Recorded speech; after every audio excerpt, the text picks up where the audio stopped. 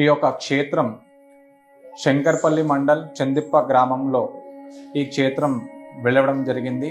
ఇక్కడ స్వామివారు బ్రహ్మసూత్ర సహిత మరకతలింగేశ్వర స్వామిగా ప్రతిష్టాపించడం జరిగింది. మనకి పురాణాల్లోకి వెళితే ఇక్కడ శ్రీ స్వామివారిని శ్రీరామచంద్రమూర్తి బ్రహ్మసూత్ర సహిత మరకతలింగేశ్వర స్వామిగా ప్రతిష్టాపించడం జరిగింది.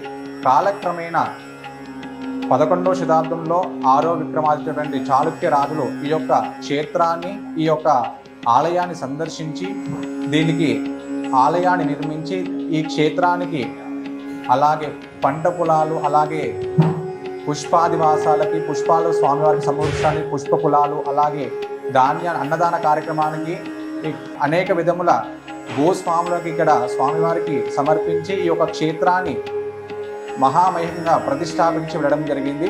కాలక్రమేణా ఈ ఆలయము ధ్వంసానికి గురికావడంతో ఈ గ్రామస్తులు ఈ యొక్క శిథిలావస్థలో ఉన్న శివాలయాన్ని గుర్తించి దీనికి పునరావాసం కల్పించి 2012లో ఈ యొక్క ఆలయాన్ని పునఃప్రారంభించడం జరిగింది. అప్పుడు ఆ కార్యక్రమంలో ఈ యొక్క ఆలయాన్ని నిర్మించడం జరిగింది. మనకు చూసుకున్నట్టే ఇది పూర్వ ఆలయం కాదనమాట. 2012లో డిమాలిషన్ చేసేసి మళ్ళీ స్వామివారిని ప్రతిష్టాపించడం జరిగింది. అంటే ఇక్కడ స్వామివారికి చుట్టూ ఎలాంటి ఇబ్బంది కలగకుండా వరి ఉంటది కదా, వరి అలా ధాన్యాలు అన్ని పోసి ఆ యొక్క ఒక్కొక్క రాయిని పూర్తిగా తొలగించి స్వామివారికి ఎలాంటి ఇబ్బంది కలగకుండా స్వామివారి చుట్టుపక్కల మాత్రమే ఆలయాన్ని పునరుద్ధరణ చేయడం జరిగింది. ఆలయంలో ఉన్నటువంటి శివలింగాన్ని మాత్రం ఎట్టి పరిస్థితుల్లో టచ్ చేయలేదన్నమాట. ఎలా అయితే శివలింగం అప్పట్లో రాజులతో శ్రీరామచంద్రమూర్తి ప్రతిష్టాపించబడిందో అలాగే స్వామివారు ఇక్కడే ఉన్నారనమాట. ఆలయం పునరుద్ధరణ చేసినా కానీ స్వామివారికి ఎలాంటి ఆటంకం కలగకుండా చుట్టూ పరిసరాలు మాత్రమే తొలగించి మళ్ళీ పునరావాసం కల్పించడం, మళ్ళీ పునరుద్ధరణ చేశారన్నమాట ఆలయాన్ని. మనకి చూసుకున్నట్టయితే స్వామివారు గ్రీన్ కలర్ లో, ఆకుపచ్చ కలర్ లో కనిపిస్తారనమాట. మనకి విశేషం ఏంటంటే మన జీవనంలో మనం ఎన్నో కార్యక్రమాలు చేస్తుంటాం. వివాహ కార్యక్రమాలు, లేకుంటే ఏదైనా వ్యాపారం చేద్దాం అనుకుంటాం, లేకుంటే ఎన్నో కార్యక్రమాలు చేద్దామని అనుకుంటాం. కాబట్టి అలాంటి అలాంటి పనులు చేస్తున్నప్పుడు ఎన్నో విధమైన ఆటంకాలు మనలో కలుగుతాయి అన్నమాట. కొంతమందికి నరదృష్టి పరంగా అన్ని విధాలుగా దోష పరిహారార్థంగా కూడా మనం అనుకున్న పని జరగదనమాట. అంతా చేస్తున్నా కానీ అది అక్కడనే ఆగిపోతుంది. ఎలాంటి ఇబ్బందులు ఉన్నా సరే స్వామివారికి అభిషేకించుకొని మనము శంకరాన్ని ప్రార్థించి ఆ స్వామి కరుణామయంతో మనకున్న ఆటంకాలను తొలగించి మనం అనుకున్న కార్యంలో విజయాన్ని ఇస్తాడనమాట. కానీ విశేషంగా స్వామివారికి బుధవారం, శుక్రవారం విశేషంగా అభిషేకాలు జరుగుతుంటాయి అనమాట.